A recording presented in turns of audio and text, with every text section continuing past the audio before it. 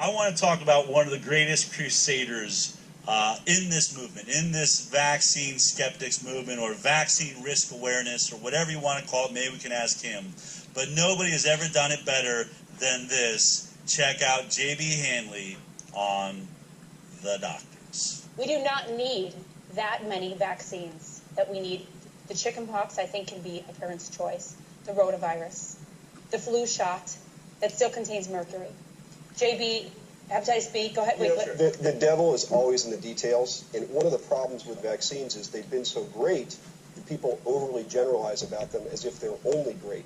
We looked at other first world countries. We're 34th in under 5 mortality, behind such luminaries as Cuba and Slovenia.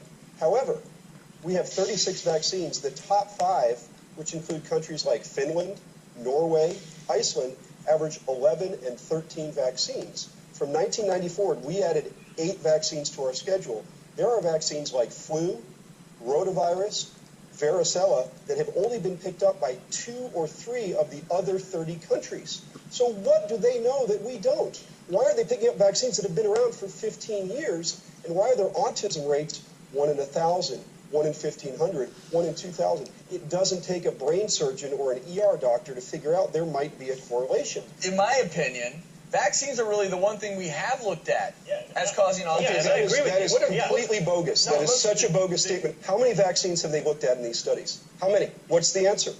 It's 2. How many ingredients have they studied of 35? What's the answer? It's 1. You've looked at 2 of 36 shots and 1 of 35 vaccines, and you're going to stand on the stage and say that vaccines and autism are unrelated? It is the most bogus tobacco science. It's a smokescreen. Anybody who takes the time to read it would agree. I'm so sick of doctors who don't read the studies, who don't know the details, sitting here telling parents and reassuring them that vaccines don't cause autism. It is irresponsible. And this is the biggest problem, and the reason that doctors in this country are frustrated. Read the because, science. okay, you're antagonizing me. You're antagonizing Dr. Sears. Why would you do that? This show is all about his my son.